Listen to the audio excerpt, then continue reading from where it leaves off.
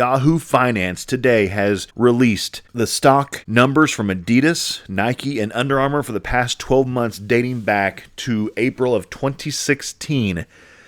This is some information that myself, I've been trying to find this information for a while now because I keep hearing from a lot of people that Nike is king. Nike is worth so much more than what Adidas is, and Nike is king of sneakers. It's obvious to everybody the insane growth of Adidas with their very popular lines of Ultra Boost and NMDs and Yeezys and other ones, that you can't deny that Adidas has cut into the Nike share. And now we actually have actual numbers showing the truth. But Adidas has been flourishing mightily the last year thanks to the success, of course, of their classics they got, the Stan Smith, the Superstars, all those, but mostly for their Ultra Boost, NMDs, and their Yeezys. Those three lines have given a rebirth to the three stripes. A company that has been around now for, decades, has been given a new birth, a new lease on life, a second breath, given their 10th cat life. I mean, of course, Kanye West his name will always be mentioned with the Adidas rebirth. You can't help that because he was a huge player in the rebirth. But it wasn't just him. It was mostly Boost technology.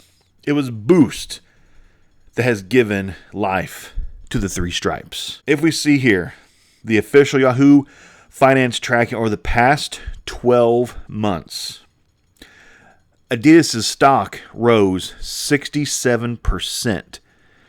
Actually, 67.8%, almost 68% growth in the past 12 months, according to Yahoo Finance. A company that is not a new company, a company that's been around now for decades, to have this huge of a growth that quickly is astronomical. That is growth that companies dream about. And you look down here, Nike. They remained pretty much stagnant the past 12 months with an actual decrease of 4% for the past 12 months. However, Nike does, they are doing some new things, some new innovations. Of course, they have a robust retro catalog that they regurgitate, 15 times a month now. But they do have some new innovations coming out with, like the new Vapor Max and their new self-lacing technology called Earl that they put into, of course, the Air Mags last year and the Hyperdaps 1.0. But honestly, are the Vapor Max and self-lacing technology, are those going to be the future for Nike? Are those the things that are going to drive them for the next 12 months to take back some of this growth? Is it going to? I doubt it. Is anybody actually talking about the Vapor Max? I don't know anybody who's even remotely excited about the new Vapor Max line. And the Hyperdab 1.0s, the design of them, the shoes I think are kind of ugly, but they're innovative. The laces lace themselves, but the drawback to that technology is the people who have actually owned the new Hyperdab 1.0s and have actually worn them have said that the self-lacing technology is in the actual tongue of the shoe. And as you tighten the shoe down, the technology parts of the shoe pushes down onto the top of your foot. And it's not a comfortable sensation with the constant pressure to the top of your foot. So after about an hour, from what I understand, they become very uncomfortable and you have got to take them off because they hurt your feet too damn bad.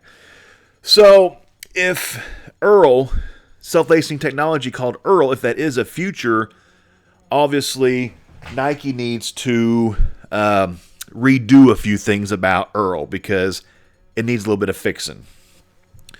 Under Armour in 2015, they had pretty good success when they signed Stephen Curry to a deal, and they did have pretty good growth in 2015, but 2016, it's just going down 57%. They haven't done anything outside of the Curry line to really promote their brand in 2016, and that hurt them bad because the majority of people aren't big on the Curry shoes, and they were cool when it first came out, but now the popularity of those shoes are way down. But even with these charts, with a huge growth by Adidas, stagnation by Nike, and a huge loss by Under Armour, Nike is still in the lead by a very wide margin in terms of net worth. Nike's net worth, as of today, is $93 billion. Wrap your mind around that. Nike is worth, I'm sure that includes Jordan Brand in with it, but Nike is worth $93 billion. Adidas is worth half of that at $37.2 billion. And Under Armour is way behind them at both at $7.9 billion.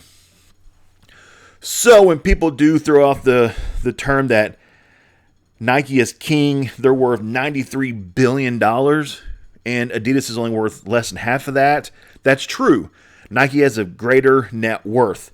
But it is this that is dominating the market, is this incredible growth by Adidas for the past 12 months.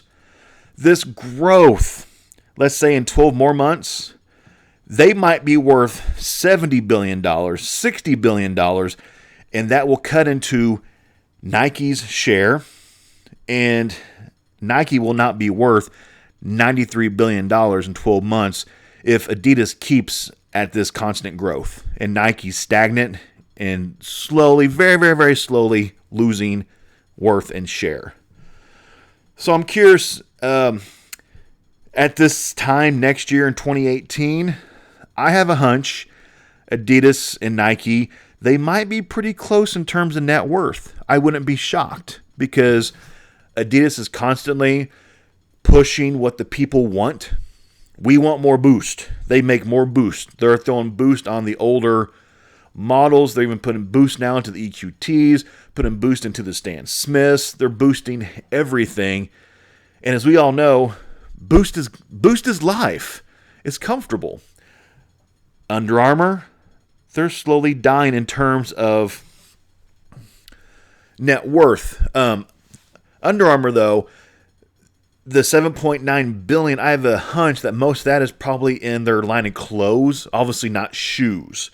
Because Under Armour, they don't specialize in shoes. They're more of a clothing-based company with performance clothing and items like that. Nike and Adidas, obviously, the majority of theirs, they push shoes. So anyway, I was very intrigued by this. I was happy that Yahoo Finance dropped this today because I really had been wanting to know exactly if Nike's king, let's see their growth. Let's see their possibilities for a year. Let's see what they're doing compared to Adidas. Because Adidas, everywhere you look, it's Boost. You go up to your mall, people are boosted. It's just Boost is life. In Nike, it's worth more, but they need some fresh blood to redo Nike, in my humble opinion. Anyway, thanks for watching this video. Hope you enjoyed it. I was very interested in knowing kind of like numbers and actual facts about who's king, who's making the most, and who's worth more. So if you are looking to invest in a company, you don't invest in Nike. You invest in Adidas because your return for like your stock shares are going to go up. And your stock in Nike is going down. So if you jumped in on Adidas 12 months ago, in 2016, in 2017, your stocks, you made money. So congratulations on that. Hope you enjoyed this. Thanks for watching this. And as always, have a good one. Run.